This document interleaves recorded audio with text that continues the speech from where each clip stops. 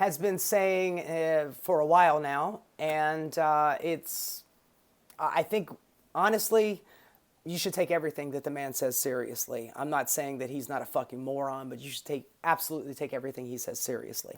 He has been flirting, as well as Steve Bannon, with the idea of running for a third term, completely against the Constitution.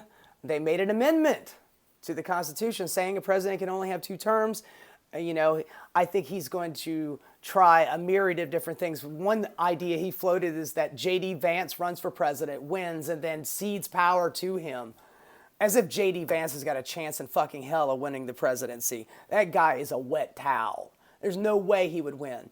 But one of the other reasons is that you need to have, they're trying to parse this, this pedantry of parsing it out, saying it says you can't serve 2 terms. I think that means 2 consecutive terms. And since Trump didn't have 2 consecutive terms, because he had the term before, and then there was like a term in the middle, and then there's this new term, and so he needs another one to have 2 consecutive terms. And go fuck yourself. Jesus.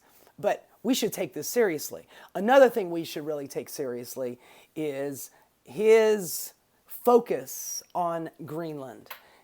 He really wants Greenland. He absolutely does. I mean, the first couple of times he said it, people were like, oh, he's just joking. He's just clowning. It's not really serious. He's just joking. No, man, he's serious. He's absolutely serious. Whether it's Peter Thiel wanting Greenland to be a libertarian dystopian island for his little plaything, because he's been floating that idea, or there's mineral wealth there, maybe, perhaps. Honestly, if I had my choice of what I think it would be, is that since climate change is happening, yeah, it's still happening. We're not talking about it anymore, but it's still happening. The ice caps are melting. And the North Pole, there's a northern passage now.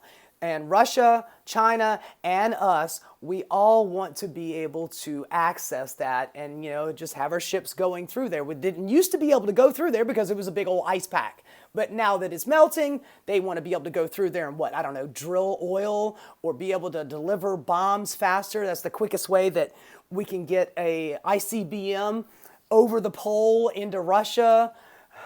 I have no idea what the exact reason is, but Donald Trump is absolutely dead serious about this. And, he's saying, well, Greenland needs to make a deal with me. Well, they've already made a deal with us. We already have a military base there. And in fact, JD Vance was literally just there.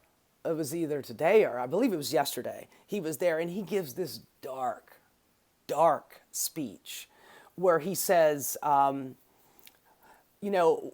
we need to address some security concerns about, Greenland.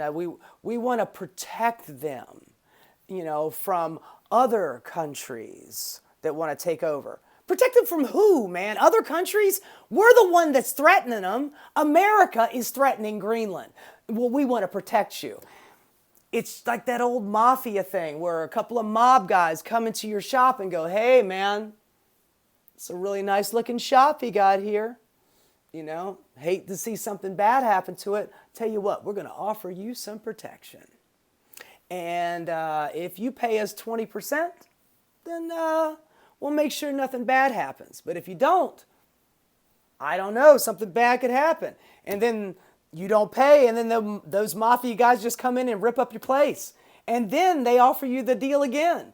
But this time maybe it's 25%, So JD Vance says there's security concerns about other countries, trying to get Greenland. Honey, Holland owns Greenland. Ain't nobody else coming after Greenland but us. And he also said, JD Vance also said in his little speech, he goes, we respect their sovereignty, but... You either respect their sovereignty or you don't. There is no but. I respect the sovereignty of your home, but, you got a really nice TV and I want it. So, either you just hand it to me or I break a window, smack you around and take it anyway. You don't respect their sovereignty. You were threatening them. JD Vance was literally on base in Greenland giving that speech, talking about, I worry about, the concern. I have concerns about their security. We're the only country that has a military base on it. And if they did polling of people that live in Greenland, asking them how they felt about America taking over, and it's like 90% of the country is like, fuck no. Last week, JD Vance and his wife Usha go there knocking on doors trying to find somebody that would give them a little cute little propagandistic video saying, oh, I don't mind America coming here. They couldn't find a one. They just told them to fuck off, go away. We don't want any. We don't want America here. America's already there, but they don't want more America just fucking up their country. And this is what they would do. So whether it's Peter Thiel wanting the island for his own plaything, or it's, oil drilling, mineral rights, or just access to the Northern Passage because the ice caps are melting, Donald Trump is absolutely dead serious about Greenland. And for all of the people out there that have been saying, Donald Trump he's a dove, he's a peace guy, he doesn't believe in war. He has threatened at least a half a dozen countries I can name off the top of my head with war. I mean, just today he's talking about bombing Iran. If you don't do what we want, I'm going to bomb you like you've never been bombed before. Honey, Iran is not Iraq. Iran has the military like 4 or 5 times the size of Iraq. Iran is not to be toyed with. I'm not saying that we couldn't defeat them, but it wouldn't be pleasant. And as long as it took to do Iraq, and by the way, we're still there. We ain't left yet. We're still there.